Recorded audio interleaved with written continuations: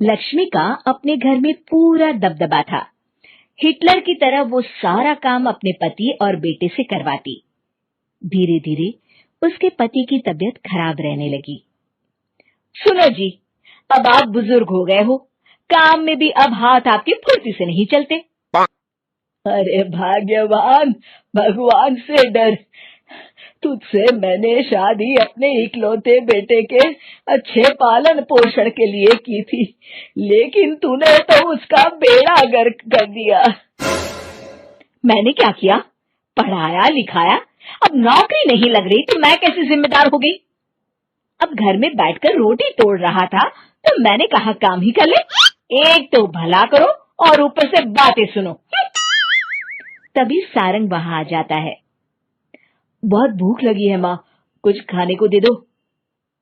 अब तुम्हारे पापा का हाथ तो चल नहीं रहा है। मैं ही जा रही हूँ आज किचन में, बनाती हूँ कुछ। हे भगवान, कैसे होगा इतना काम मुझसे? लक्ष्मी किचन में काम कर रही होती है कि तभी अचानक उसे आइडिया आता है। अरे मैं भी ना, अरे यहाँ तो फ्री की नौकरानी ला सकती हूँ मैं, फिर मैं क्यों खाना बना रही हूँ? उस दिन लक्ष्मी सारंग की पसंद का खाना बनाती है और बैठकर उसे बड़े ही प्यार से खिलाती है। खा ले बेटा, खा ले, पेट भर के खा ले। अरे रुक, मैं तेरे लिए ना गर्मा गर्म रोटियां लाती हूँ।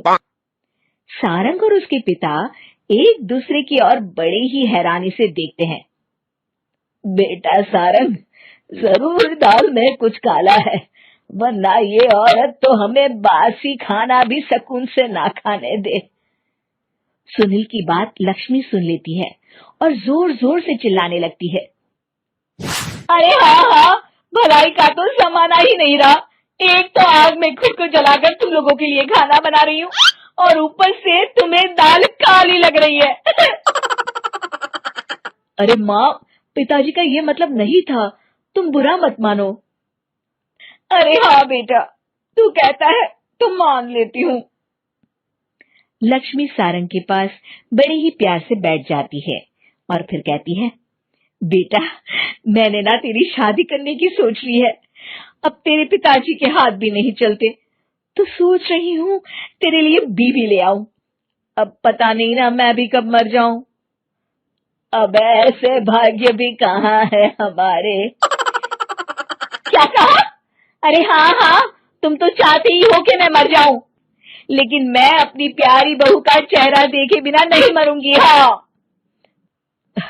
माँ, शादी तो मैं कर लूं, लेकिन मैं नौकरी नहीं करता, फिर कोई क्यों देगा मुझे अपनी बेटी? अरे क्यों नहीं देगा बेटी?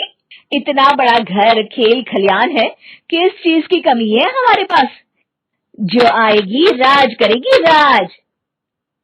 हम तो ना कर पाए राज, ये बोलो कि एक और नौकर तुम्हारे पास आ जाएगा। मैं कहती हूँ चुप हो जाओ। अरे खुद के घर का खाना बनाएगी तो क्या नौकरानी हो जाएगी? अब तुमसे तो किचन का काम होता नहीं, तो कोई तो करेगा ना।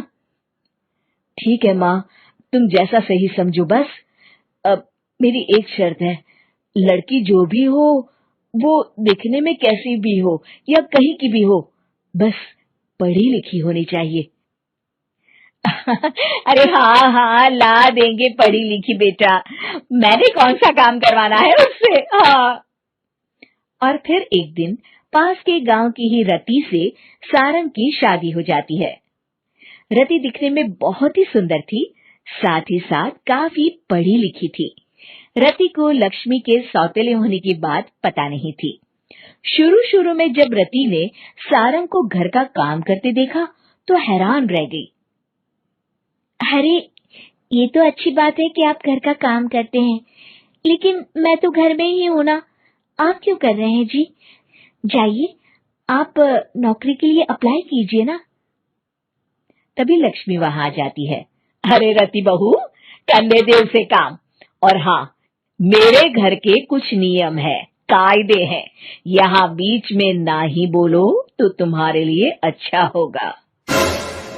रति को लक्ष्मी की बात कुछ अजीब सी लगती है, वो समझ नहीं पाती है कि वो ऐसा व्यवहार क्यों कर रही है, लेकिन उसे लक्ष्मी के सौतेले होने के बारे में कुछ पता नहीं चलता है। फिर एक दिन तो हद ही हो जाती है।